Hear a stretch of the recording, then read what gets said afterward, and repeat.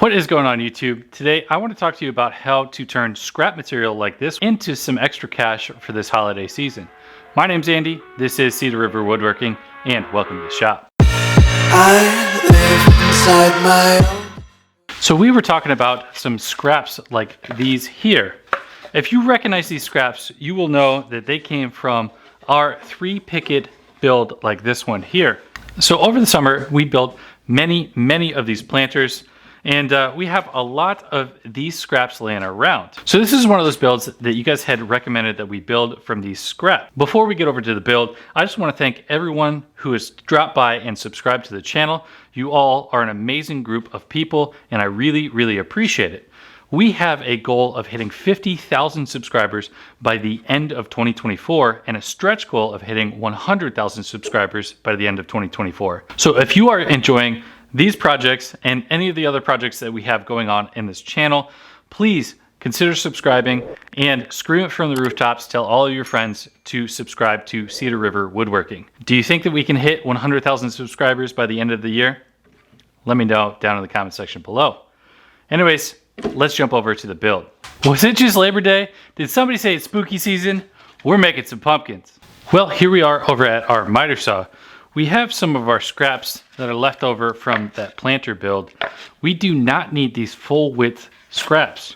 What we're actually looking for is the strip that looks like this. So this is our 1.5 inch strip that we used for our legs.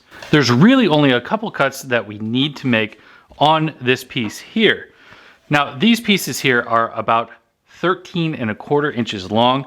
You could reduce them down to about 12 inches long if you don't have scraps left over from the planter build. If you reduce those down, it would greatly reduce the amount of wood that we need for these pieces here. But since we're talking about the scraps from the build that we had over the summer, we are going to stick with these dimensions. So this piece here, I need 2 of them at that 13.25. I did set up a stop block here. As always with stop blocks, you want to make sure the blade completely stops before you lift the blade up, or you have your hand trapping that piece down so that the teeth in the blade don't catch it and give you a kickback.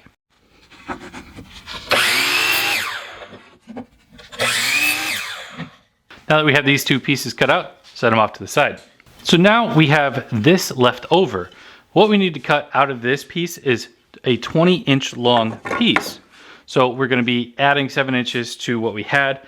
However, we're going to be cutting it at a 45-degree miter. So on this mitered piece, I do have a stop block set up on here. And what we're going to do is we're going to cut one way, 45 degrees this direction, and then we're going to flip the board over, and then we're going to cut another piece.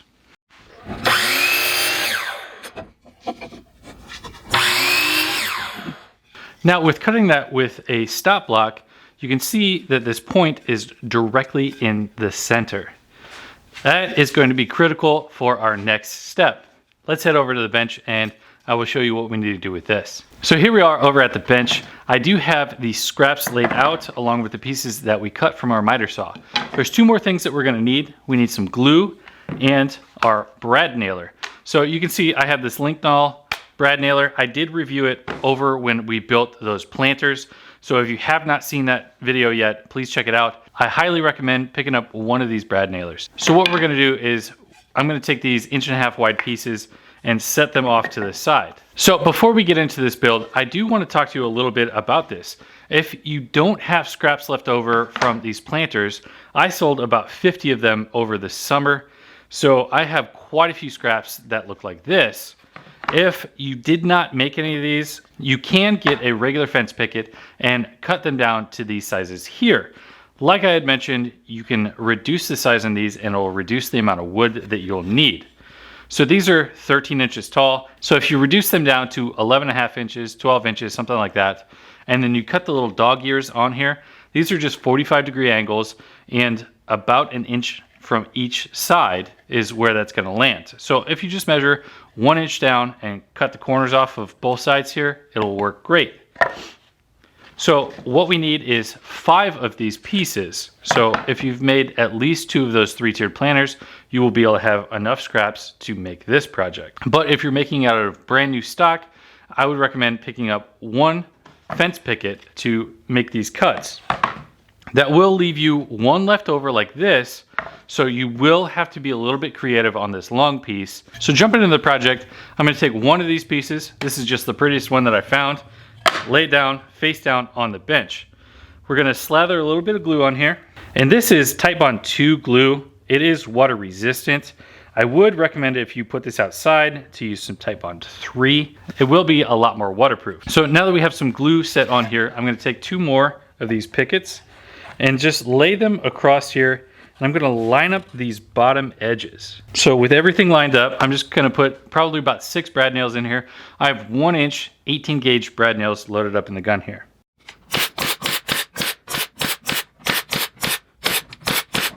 All right, so this is what that is going to look like. We're gonna have 1 on the front and 2 on the back. Now what we need to do is put some more glue down, and we're gonna take our longer piece here, and I'm going to measure it down about 3 inches. So we are going to put some glue here just over the center.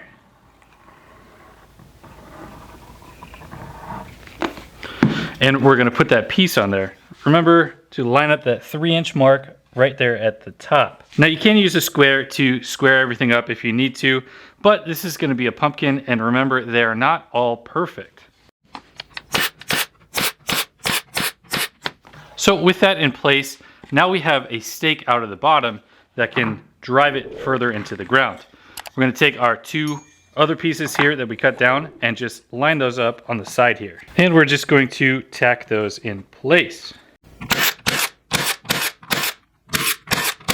So now that we have those tacked in on the sides here, we can go ahead and put in our other 2 pieces, line those up at the bottom and tack them into place. And that is going to give us our pumpkin look.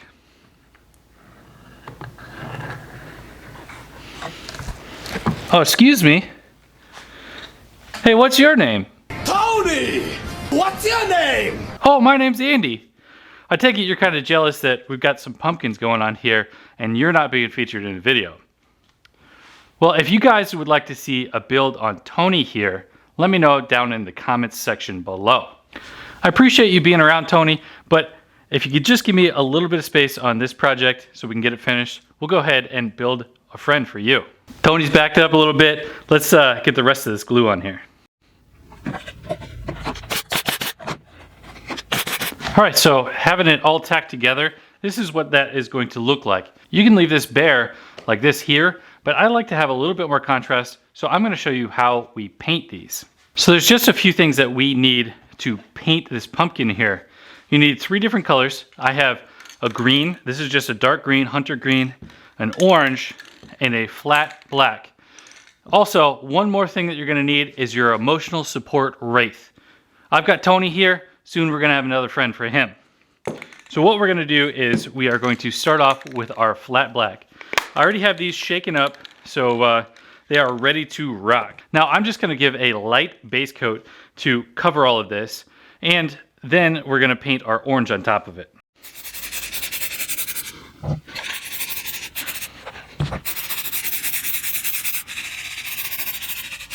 Now you may see here, it is a little blotchy, and that is exactly how I want this.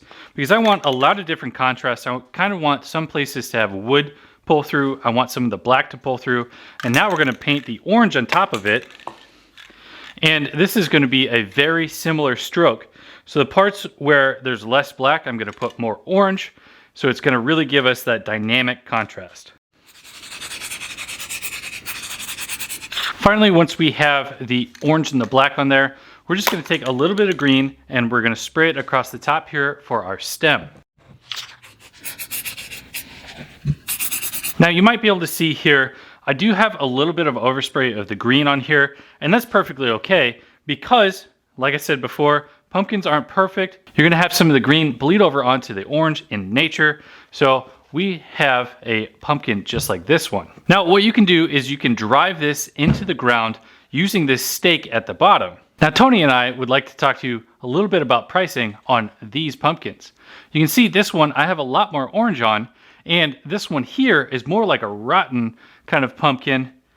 I like this one a lot, especially if we're going to do some spooky stuff like Tony over here. Now these pumpkins right here, if you're doing any type of sales, decorations for holidays sell like crazy. We do have some major holidays coming up, like Halloween, we have Thanksgiving, and we have Christmas.